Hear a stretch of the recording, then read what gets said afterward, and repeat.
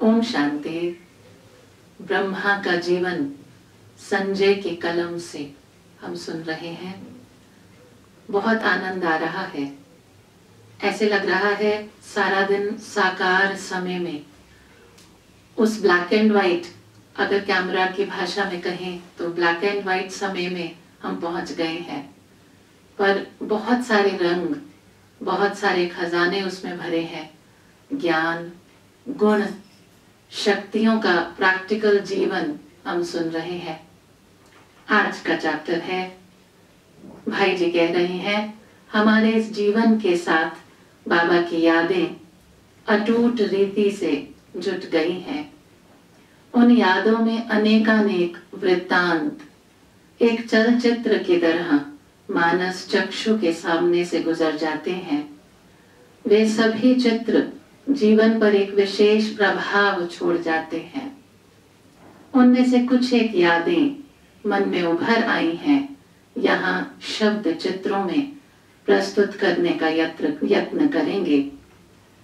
मधुबन में बाबा के सम्मुख अनेक बहन भाइयों को बैठने का सौभाग्य प्राप्त हुआ ही है और सभी अनुभव भी सुनने योग्य हैं। बाबा के सम्मुख बैठने का सौभाग्य लेखक को भी बहुत बार प्राप्त हुआ। हर बार के अनुभव की एक अनोखी दास्तां और एक निराली कहानी है। सन 1955-1956 में मधुबन में थोड़े ही से बहन भाई होते थे। तब मधुबन में भोग के समय भी हम थोड़े से ही लोग मातेश्वरी और पिताश्री जी के सामने बैठे होते थे। तब हम बाबा से दृष्टि लेने पर जो अनुभव करते, उस निराले अनुभव का स्मरण करके आज भी रोम रोम में एक बिजली की लहर सी दौड़ती हुई मालूम होती है। दृष्टि लेते हुए तुरंत ही ऐसा लगता कि आत्मा उड़ते उड़ते शिव बाबा के निकट जाकर पहुंची है। अपलक नेत्रों से आंसू बहने लगते, परंतु मन को ऐसा सुख अनुभव होता कि आंखें पोंछने अथवा आंखों को झपकने की सुध ही नहीं रहती। और यदि कहीं ऐसा भान आ भी जाता तो भी अव्यक्त यात्रा के अनुभव से नीचे उतरने को मन तैयार ना होता। इस ईश्वरीय विश्वविद्यालय के संपर्क में आने से पहले हमने ग्रंथों में नेष्ठी नेत्रों की बात पढ़ तो रखी थी, परंतु नेष्ठी नेत्रों का साक्षात्कार तो बाबा के सामने बैठने से ही हो पाया।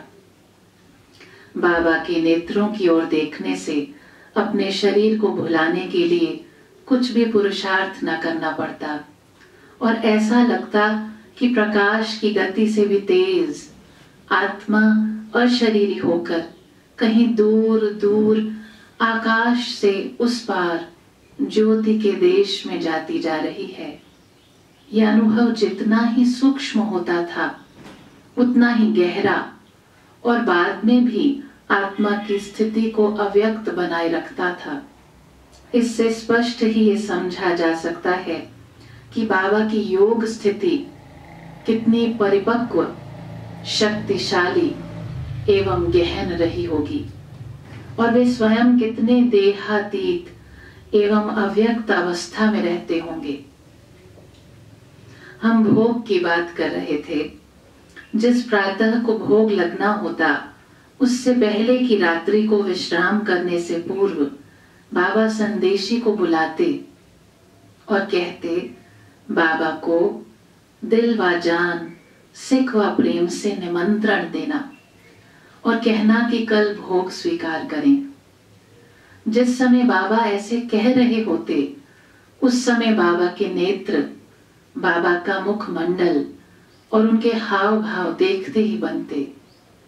बाबा केवल औपचारिकता के नाते से दिल व जान, सिख व प्रेम आदि शब्दों का प्रयोग न कर रहे होते, बल्कि इन्हीं भावों से, भावों का स्वरूप होकर शिव बाबा की ओर आंखें करते हुए पूरे हृदय से कहते।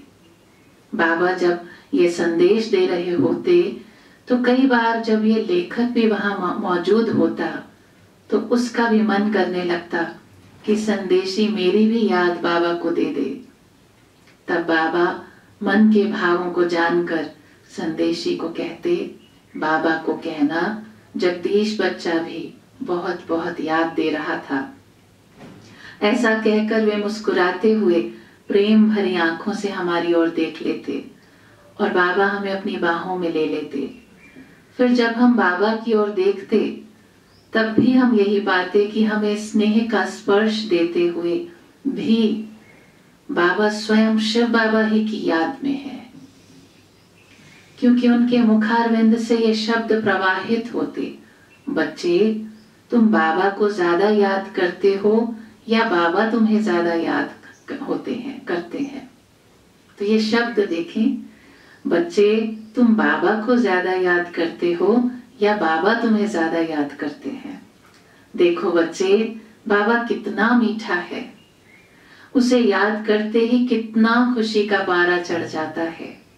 ऐसे बाबा को भला बुलाया जा सकता है?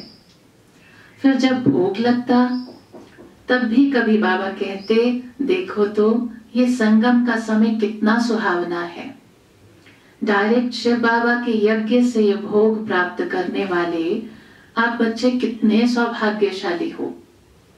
भले ही देवताओं को सब पदार्थ प्राप्त होंगे, परंतु शिव बाबा का ये भोग तो उन्हें भी नसीब नहीं होगा। ओहो बच्चे, कोई सोचे तो उसके कपाट खुल जाएं। जैसे जैसा चिंतन बाबा का स्वयं चलता तो वही चिंतन देते। शिव बाबा का यज्ञ प्रसाद अथवा भोग, बाबा के साथ भोजन करने का अवसर, ये कोई कम बात थोड़ी है। बाबा की एक एक बात से ऐसे लगता कि शिव बाबा से उनका इतना घनिष्ठ प्यार है, उनके आत्मन में शिव बाबा के प्रीति तो ऐसी रम गई है कि वो उनके हर बोल एवं हर कर्तव्य में स्वाभाविक रूप से झरझर होकर प्रवाहित होती है और दूसरों को भी उसके प्रवाह में बहा देती है। उस बहाव में कभी बाबा कहते, मैं उसकी सजनी हूं। फिर कभी ये भी कहते, शिव बाबा ये कहते कि ये मेरी वन्नी है।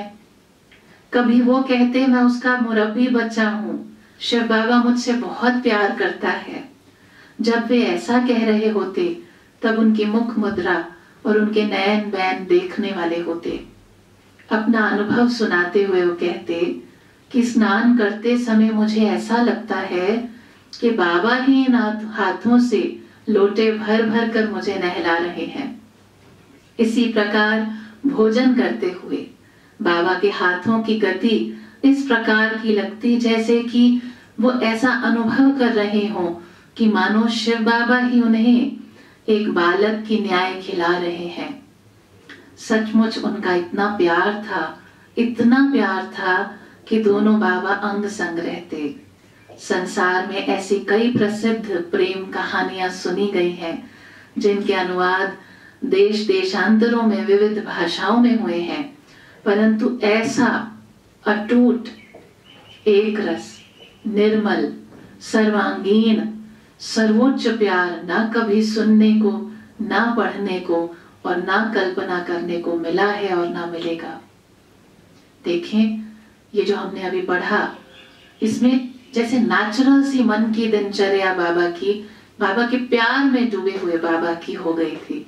मन की दिनचर्या बनानी नहीं पड़ रही थी। ये भी सीखने की बात है। फिर भ्राता जी कहते हैं, बाबा की याद और प्यार की लंबी दास्तां कहां तक सुनाए, कैसे सुनाए। बाबा की सारी अलौकिक जीवन कहानी ही एक सर्वोच्च प्रेम कहानी है। जैसे कोई प्रेमिका अथवा प्रेमी अपने स्नेह भाजन के लिए अपना सर्वस्व लुटा देता है, ऐसा तो बाबा ने इस प्रेम द्वार में प्रवेश करते ही पहले ही क्षण पल में कर दिया। हम मीरा के गीत सुनते हैं कि वो प्रेम दीवानी हुई और उसने लोक लाज खोई, परंतु बाबा की जीवन गाथा में तो प्रेम का वो रूप सर्वांगीण रूप में पनपा है। बाबा ने उस प्रभु प्रेम में न केवल लोक लाज खोई, बल्कि संसार में जितने भी रूपों में अथवा जितने भी संबंधों में प्रेम की अभिव्यक्ति होती है, उन सभी संबंधों में शुद्ध प्रेम की एक तीव्र धारा बाबा के जीवन में देखने को मिलती। और बाबा का प्रेम एक ऐसे प्रभु के प्रति प्रेम नहीं था जिसका कोई दैहिक रूप हो और जिसके बारे में आत्मा को केवल धुंधली ही पहचान हो, बल्कि बाबा का प्यार उस प्रियतम के पूर्ण परिचय को लेकर उससे वैसे ही तालमेल बनाए हुए था जिसमें विच्छोह का नाम नहीं था, विरह अग्नि नहीं थी, व्यथा और पीड़ा को स्थान नहीं था, बल्कि माधुर्य, लालित्य और आत्मीयता का परम उत्कर्ष था। सुनते हुए ये ध्यान दें सिर्फ कि हम किस लिए सुन रहे हैं। हम ये जीवन कहानी, ये जीवन, उनका एक एक कर्म इसलिए सुन रहे हैं क्योंकि हमें वैसा बनना है। हमें वैसा बनना है, ये ध्यान रखते हुए हम इस किताब का कहें, जगदीश भाई जी के कलम का कहें, एक एक अक्षर, एक एक शब्द सुनना है और इसे जीवन में धारण करते जाना है। अच्छा, कल फिर हाजिर होंगे। ओम शांति।